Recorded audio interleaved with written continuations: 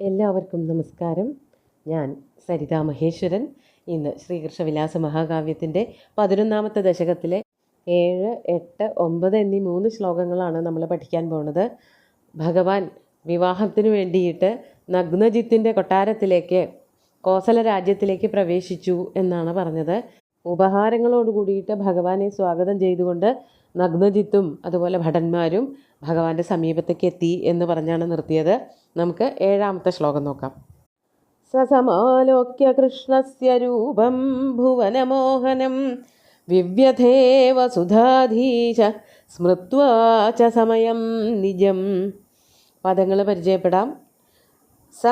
സമാലോക്യ കൃഷ്ണസ്യ രൂപം ഭുവനമോഹനം വിവ്യഥേ വസുധാധീശ സ്മൃത്വാ ച സമയം നിജം. ഇതിൽ പദച്ഛേദമൊന്നും ചെയ്യാനില്ല, ഒക്കെ വെവ്വേറെ പദങ്ങളായിട്ടാണ് നിൽക്കുന്നത്. നമുക്ക് അർത്ഥത്തിലേക്ക് കിടക്കാം. വസുധാധീശ, ആ വസുധാധീശൻ, വസുധ ഭൂമി, വസുധാധീശൻ ഭൂമിയുടെ ഈശൻ രാജാവ്, അതായത് കോസലത്തിൻ്റെ രാജാവായിട്ടുള്ള നഗ്നജിത്ത്, അദ്ദേഹം കൃഷ്ണസ്യ ഭുവനമോഹനം രൂപം സമാലോക്യ, കൃഷ്ണൻ്റെ ലോകത്തെ മുഴുവനും മോഹിപ്പിക്കുന്നതായിട്ടുള്ള രൂപം കണ്ടിട്ട്, അതാണ് ഭുവനമോഹനം, ഭുവനങ്ങളെയൊക്കെ മോഹിപ്പിക്കത്തക്കതായിട്ടുള്ള അതിസുന്ദരമായിട്ടുള്ള രൂപം സമാലോക്യ കണ്ടിട്ട്, നിജം സമയം സ്മൃത്വ ച വിവ്യഥേ, ഒപ്പം തന്നെ താൻ ഏർപ്പാടാക്കിയ, താൻ നിയമിച്ചു വച്ചതായ സമയം എന്നുള്ളത് കൊണ്ട് വീര്യശുൽക്കയാണ് തൻ്റെ മകളെന്ന് പറഞ്ഞുല്ലോ. വീരശൂര പരാക്രമിയായിട്ടുള്ള ഒരാൾ വന്നിട്ട് ഈ 7 കാളകളെയും ബന്ധിപ്പിച്ചാൽ മാത്രമേ മകളെ വിവാഹം കഴിച്ചു കൊടുക്കുള്ളൂ എന്നായിരുന്നല്ലോ ആ ഒരു നിയമം വച്ചിരുന്നത്, വീര്യശുൽക്കയാക്കി വച്ചിരുന്നത് ഇത് പറഞ്ഞിട്ടാണല്ലോ. അത് ആലോചിച്ചിട്ട് വിവ്യഥേ വിഷമിക്കുകയും ചെയ്തു. എന്തിനാണ് അത് ആലോചിച്ചിട്ട് വിഷമിക്കുന്നത് എന്നാണെങ്കിൽ നമുക്ക് മനസ്സിലാക്കാൻ പറ്റും. ശ്രീകൃഷ്ണൻ്റെ രൂപവും സൗന്ദര്യവും അതുപോലെ മിടുക്കും പ്രാപ്തിയൊക്കെ കാണുമ്പോൾ ഇങ്ങനെ ഒരാൾക്ക് തന്നെയാണ് തൻ്റെ മകളെ വിവാഹം കഴിച്ചു കൊടുക്കേണ്ടത് എന്ന് ഏതൊരച്ഛനും വിചാരിച്ചു പോവുമല്ലോ. അപ്പോൾ അങ്ങനെ ഒരാൾ രാജ്യം ഭരിച്ച ദ്വാരകയിൽ ഉണ്ടായിരുന്നിട്ടും താനിതൊന്നും അറിയാതെ ഒരു നിയമം കൊണ്ടുവന്നല്ലോ, ഒരു നിയതി വച്ചുല്ലോ, തൻ്റെ മകളെ ഇങ്ങനെ ഒരാൾക്കേ വിവാഹം കഴിച്ചു കൊടുക്കുള്ളൂ എന്നുള്ളത്. അപ്പോൾ ശ്രീകൃഷ്ണൻ അല്ലാതെ ഇനി വേറെ ആരെങ്കിലും വന്നിട്ട് ഈ 7 കാളകളെ പിടിച്ചു കിട്ടിയാൽ ആ ആൾക്ക് തൻ്റെ മകളെ കൊടുക്കേണ്ടി വരില്ലേ, ശ്രീകൃഷ്ണന് പറ്റാതെ വന്നാലോ എന്നൊക്കെ പലതും ആലോചിച്ചിട്ടാണ് ഈ നഗ്നജിത്ത് ദുഃഖിച്ചത്. ഭഗവാന്റെ രൂപം കണ്ടിട്ടും അതോടൊപ്പം തന്നെ തൻ്റെ ആ ഒരു കരാറ്, ഉപാധി അത് ആലോചിച്ചിട്ടും കൂടി, അതാണ് സ്മൃത്വ, ആ ഒരു കരാറും കൂടി ആലോചിച്ചിട്ട് വിവ്യഥേ സങ്കടപ്പെടുകയാണ് ഉണ്ടായത്. ശ്രീകൃഷ്ണനെ കാണുമ്പോൾ സ്വാഭാവികമായിട്ട് സന്തോഷിക്കുകയാണ് വേണ്ടത്. പക്ഷേ ഇവിടെ ശ്രീകൃഷ്ണനെയും കണ്ടു, താൻ വെച്ച നിബന്ധനയും ആലോചിച്ചിട്ട് വിഷമിക്കുകയാണ് നഗ്നജിത്ത്. അതാണ് ഇവിടെ വർണ്ണിച്ചത്. നമുക്ക് 8ാമത്തെ ശ്ലോകം നോക്കാം. തം ദൃഷ്ട്വാ കോസലാധീശമുപജാഭിരുപസ്ഥിതം പ്രാഹ ഗംഭീരയാ വാചാ പ്രീതഃ പങ്കജലോചന. പദച്ഛേദങ്ങൾ പറയാം. തം ദൃഷ്ട്വാ കോസലാധീശം ഉപജാഭി ഉപസ്ഥിതം പ്രാഹ ഗംഭീരയാ വാചാ പ്രീതഃ പങ്കജലോചന. ഭഗവാൻ എന്താണ് അപ്പോൾ നഗ്നജിത്തിനെ നോക്കിയിട്ട് പറഞ്ഞത് എന്നുള്ളത് അടുത്ത ശ്ലോകത്തിലാണ് പറയണത്. ഭഗവാന്റെ ഒരു ഗാംഭീര്യം ഇവിടെ പറയാണ്. ഉപജാഭി ഉപസ്ഥിതം തം കോസലാധീശം ദൃഷ്ട്വാ.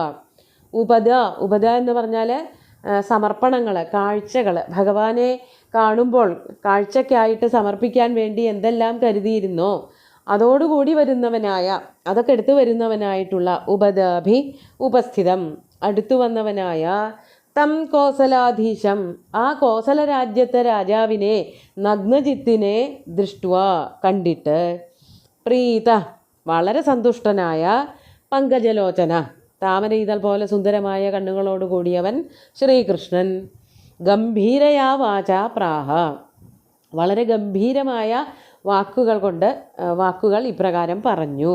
അതായത് നഗ്നജിത്ത് ഭഗവാനെ കണ്ടതിലുള്ള സന്തോഷം അതുപോലെ തന്നെ ആദരവ് ഒക്കെ പ്രകടിപ്പിക്കുന്നതിന് വേണ്ടിയിട്ടാണ് കയ്യിൽ നിറയെ ഉപതകൾ അല്ലെങ്കിൽ ഉപായനങ്ങളുമായിട്ട് കൃഷ്ണൻ്റെ അടുത്തേക്ക് പോയത്.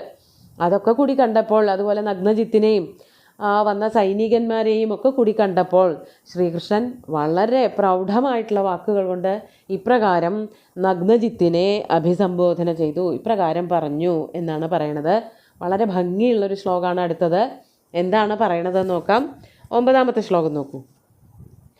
ഭൂമൗ ഭൂമിപതേ ലഭ്യൈഃ അലമേഭിരുപായനൈഃ ഉപായനമലഭ്യം ഹി പ്രേമൈതദനുപാധികം. വളരെ ഒരു തത്വദർശനം ഉൾക്കൊള്ളുന്നതായിട്ടുള്ളൊരു ശ്ലോകമാണ്. വിശാലമായിട്ടുള്ളൊരു കാഴ്ചപ്പാടാണ് ഭഗവാന്റെ. നമുക്ക് ആദ്യം പദച്ഛേദം പറയാം.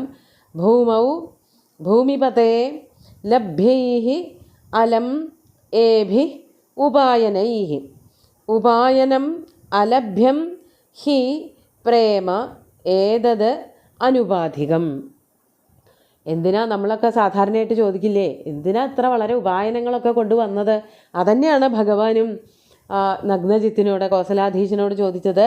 ഭൂമിപതേ, അല്ലയോ മഹാരാജാവേ, ഭൂമൗ ലഭ്യൈഃ ഏഭിഃ ഉപായനൈഃ അലം.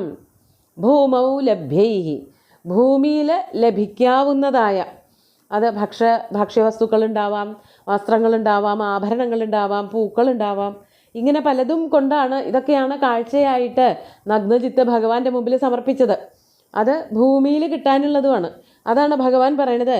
ഭൂമൗ ലഭ്യൈഃ, ഭൂമിയിൽ നിന്ന് ലഭിക്കാവുന്നതായ, കിട്ടാൻ ഉള്ളതായ, ഏഭിഃ, ഈ കാണുന്ന ഇത്രയധികം, ഇത്ര വളരെ, ഉപായനൈഃ, ഉപായനങ്ങൾ. എന്തിനായിരുന്നു? അലം എന്ന് പറഞ്ഞാൽ വാരണാർത്ഥം, തടയാണ്. മതി മതി, ഇനി എന്തെങ്കിലും എടുക്കാൻ പുറപ്പെടണമെങ്കിൽ ധാരാളം, ഇത്ര തന്നെ അധികമാണ്, ഇനിയൊന്നും കൊണ്ടുവരരുത് എന്ന് പറഞ്ഞ് കോസലാധീശനെ തടയാണ്. ഇത് എല്ലാ ദിക്കിലും കിട്ടൂലോ, ഇവിടെ കോസല രാജ്യത്ത് തന്നെ കിട്ടുള്ളൂ എന്നൊന്നുമില്ല. ഭൂമിയുടെ ഏത് ഭാഗത്ത് പോയാലും, എൻ്റെ രാജ്യത്തിലായാലും മറ്റേത് രാജ്യത്തായാലും കിട്ടാവുന്ന സാധനങ്ങളാണ്. ഭക്ഷണമായാലും വസ്ത്രമായാലും അതുപോലെ അലങ്കാരങ്ങളായാലും പൂക്കളായാലും എന്തായാലും. പക്ഷെ കിട്ടാത്ത ഒന്നുണ്ട്, അതാണ് ഭഗവാൻ പറയണത്.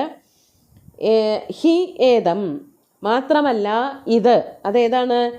അനുപാധികം അലഭ്യം പ്രേമ ഉപായനം അസ്തി. ഈ പ്രേമമുണ്ടല്ലോ, നിരുപാധികമായിട്ടുള്ള, അനുപാധികമായിട്ടുള്ള, അനുപാധികം എന്ന് പറഞ്ഞാൽ പ്രത്യേകിച്ച് കരാറുകളൊന്നുമില്ലാത്ത, പ്രത്യേകിച്ച് നിബന്ധനകളൊന്നുമില്ലാതെ ഒരാൾക്ക് മറ്റൊരാളോട് തോന്നുന്ന ആദരവ്. ഇപ്പോൾ നഗ്നജിത്തിനും ശ്രീകൃഷ്ണനും പണ്ടേ പരിചയമൊന്നുമില്ല. ഇങ്ങനൊരു വിവാഹം പുറപ്പെടുന്നുണ്ട്. കാളകളെ കെട്ടിയിട്ട് വേണം, കാളകളെ നിബന്ധിപ്പിച്ചതിന് ശേഷമാണ് വീര്യശുൽക്കം, അതാണ്, എന്നിട്ട് വേണം പെൺകുട്ടിയെ വിവാഹം കഴിക്കാൻ എന്നൊക്കെ കേട്ടപ്പോൾ ഉള്ള ഒരു കൗതുകം കൊണ്ടാണ് കോസലത്തിലേക്ക് ശ്രീകൃഷ്ണൻ പോയത്.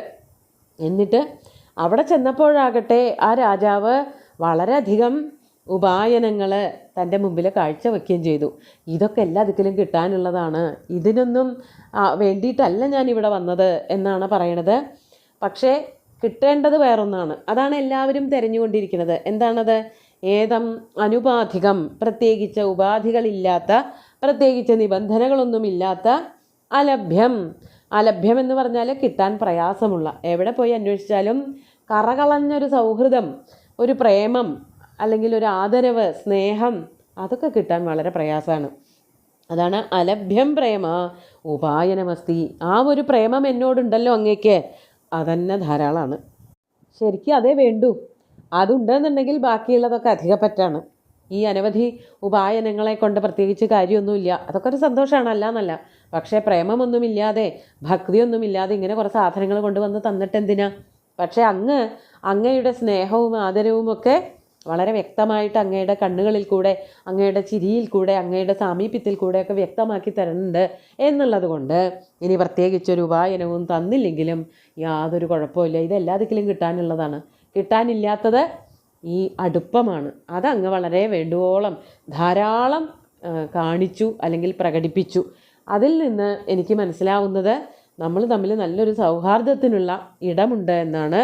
പ്രത്യേകിച്ച് ഇത്തരം ഉപായനങ്ങളുടെ ആവശ്യമൊന്നും ഇല്ല എന്ന് ഭഗവാൻ വളരെ വ്യംഗ്യമര്യാദയാ പറഞ്ഞു കൊടുക്കുകയാണ് ചെയ്തത്.